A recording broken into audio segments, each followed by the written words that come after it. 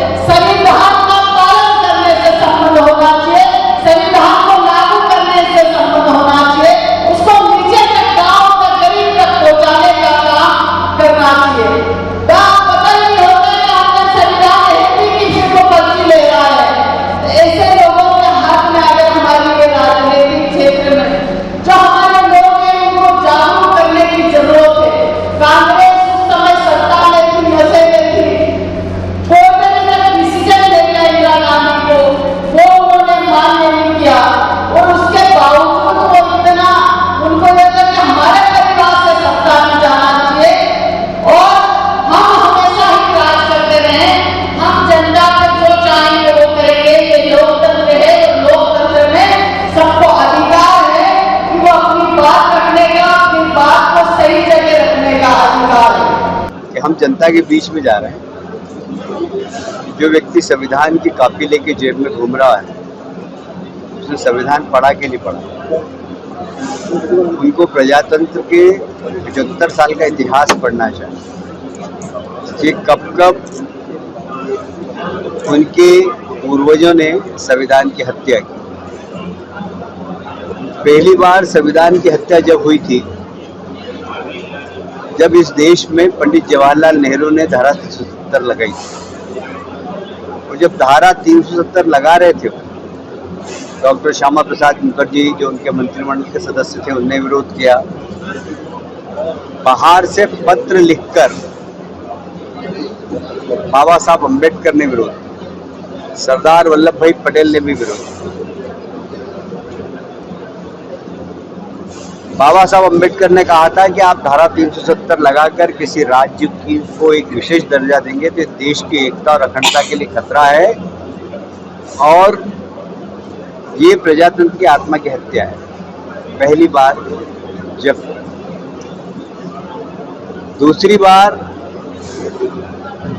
श्रीमती इंदिरा गांधी ने आपातकाल लगा के लोगों की आवाज बंद कर दी। न्यायपालिका, कार्यपालिका, विधायिका, यहाँ तक कि प्रजातंत्र का चौथा स्तंभ बोला जाता है पत्रकारिता, उस पत्रकारिता का भी गला घोट दिया। किसी अखबार की ये ताकत नहीं थी कि बिना कलेक्टर के आदेश के एक भी शब्द वो अपने अखबार में छाप सके। कोई सी भी न्यूज बनाना हो, कलेक्टर जब तक उसको ओके नहीं करता था तब तक अखबार निकाल नहीं सकता। अनेक पत्रकार जेल में रहे। उस समय एक बड़े विद्वान पत्रकार थे, संपादक थे, बोले ठीक है लिखने पर सजा है ना, नहीं लिखने पर क्या सजा है। वो उस समय नई दुनिया के संपादक थे, उन्होंने संपादकी खाली छोड़ दी। भाई मेरा अखबार में संपादकी नहीं लिखूं और विरोध स्वरूप पूरा संपादकी खाली छोड़ दिया। उससे सारी दुनिया नहीं, सारी दुनिया के अंदर एक मैसेज गया कि क्या हालत है पत्रकारिता की। तो लाखों लोगों को जेल में डालना, विपक्षियों को जेल में डालना, अपनी पार्टी में अपना विरोध करने वाले लोग, मोरारजी देसाई जैसे वरिष्ठ कांग्रेस के नेताओं को जेल में डालना। सिर्फ इंदिरा जी ने मेरा जो विरोध करेगा वो या तो जेल जाएगा या उसकी राजनीति खत्म हो जाएगी। दो ही काम किया। अरे हिटलर तानाशाह था, हिटलर ने भी नसबंदी की थी। उसने, मैं इतिहास में पढ़ रहा था, उसने कोई 30-40 लाख लोगों की नसबंदी की थी। संजय गांधी ने 1 करोड़ से ज्यादा लोगों की नसबंदी की। और नसबंदी अगर उनकी करे जो कि वास्तव में नसबंदी के योग्य, वहां लोगों की नसबंदी कर दी और 70 साल के लोगों की नसबंदी कर दी। उनको आंकड़े दिखाना था। इस प्रकार डर और आतंक के साए में 2 साल इस देश की जनता ने झेले। हमारी नई पीढ़ी सब भूल गई। अभी मैंने युवा सांसदों से पूछा कि किस किस को आपातकाल के बारे में मालूम है। कुछ नहीं मालूम। हमारे देश के इतिहास को जानना बहुत जरूरी है। ये देश का सबसे खूबसूरत प्रजातंत्र है, दुनिया का सबसे खूबसूरत प्रजातंत्र है। तो इसमें कितने उतार चढ़ाव आए और किस किस राजनेता ने इस प्रजातांत्रिक व्यवस्था को ध्वस्त करने का प्रयास किया, इसके बारे में हमारी पीढ़ी को जानकारी होना चाहिए। मैं समझता हूँ ये स्वतंत्रता के आपातकाल के जो 50 वर्ष मनाए हैं, ये उन लोगों के गाल पे करारा तमाचा है जो संविधान जेब में लेके घूमते हैं, जो कहते हैं संविधान बचाओ। अरे संविधान की हत्या तो आप लोगों ने की, संविधान का रक्षण किया है, हम कर। ब्यूरो रिपोर्ट, सत्याग्रह न्यूज, मध्य प्रदेश।